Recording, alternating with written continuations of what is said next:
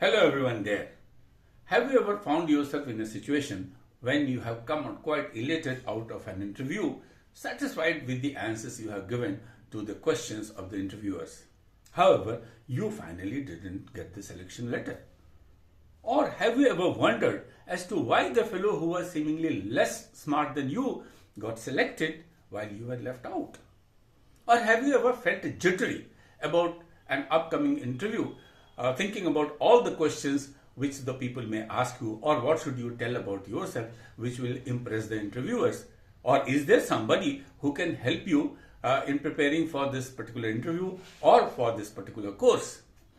Well, if answer to any one or all of these questions is yes, then you are at this moment at the right place at the right time.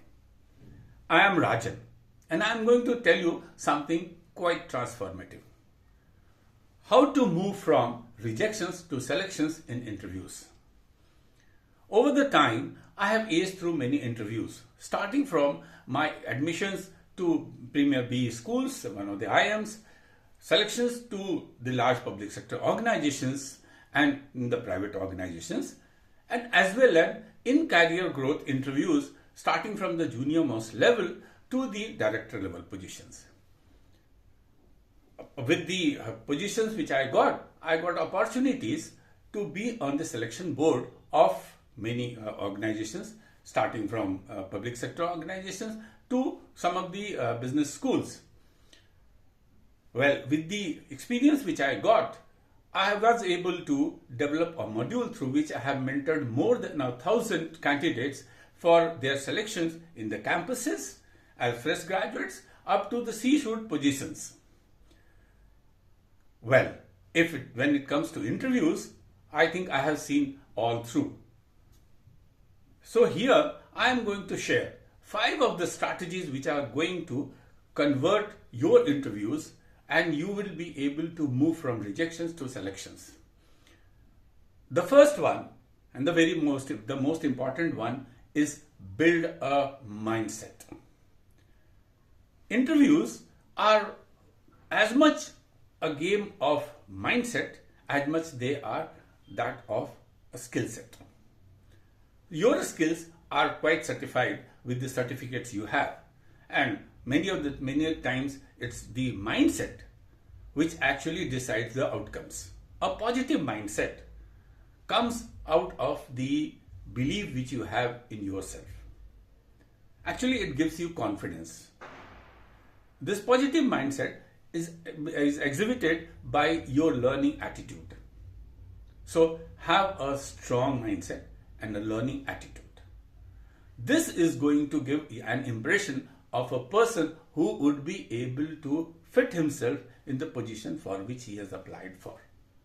So build a strong mindset, strong and positive mindset. Next one is communicate effectively. Effective communication is not just being able to speak fluently. It is more of being able to structure your replies in such a fashion that it puts the best foot forward. You are able to get to the core of the heart of the interviewers. And for that, you have to develop a technique, a small technique which I can tell you is be a star communicator. S for situation, T for the task which was there, A for the actions which you took, and R for the results. So what you have to do is you have to tell a story. Whenever there is a question, especially a behavioral question, exhibit your team building, or give an example of the change management you did. Any such situation, whenever it comes, if you are able to tell a story, stories are always engaging. So if you are able to tell a story, then people would be interested in you. So the second one is communicate effectively. Third is master the art of preparations. Preparations actually give you confidence. And you have to prepare for a particular position. You have to prepare by researching about the organization or the job which you are looking out for. What are the values? What are the roles and responsibilities, values of the organization? roles and responsibilities of the role which you are applying for. And then you have to find out how you are best suited for it. During the preparations, I would say one of the most important questions for which you should prepare, while you may feel that you know about it, that is, talk about yourself for 2 minutes, for 3 minutes. Now, this is one which you have to prepare quite well. Now, this is going to showcase you and your capabilities. So, master the art of preparation. Do a lot of research. These days, the IT tools, add to it the AI which we have, you can find out everything about the job, about the organization, and build in your own preparation. Then comes the fourth. This brings us to the fourth strategy, and that is build upon your USPs. Everyone has got certain strengths and certain, of course, there are certain weaknesses. So build upon your strengths. Leverage your strengths and connect it to the role and the position which you are applying for. Be prepared to tell why you are the most suited person for that particular position. And then the final one, the fifth one, is learn from the feedback. You know, the rejections are not exactly these failures. They are not exactly failures. They are actually feedbacks. So if you are not selected for an interview, don't get frustrated with the limitations which you have. You find out where did you miss the bus. So learn from the feedback, try to get the feedback, ask people, develop a mechanism of getting feedback, and then build upon the strengths which you have. Well, I always tell my mentees that take an interview more like a conversation than an interrogation.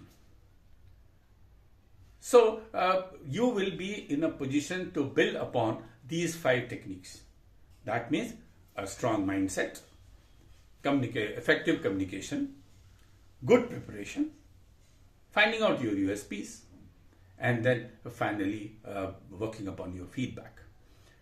Now, if you want to know more about the techniques, such techniques, don't forget to register for an one-to-one interaction with me. And for that, you have got the links at the bottom. Wish you all the success in your life. Thank you. See you there.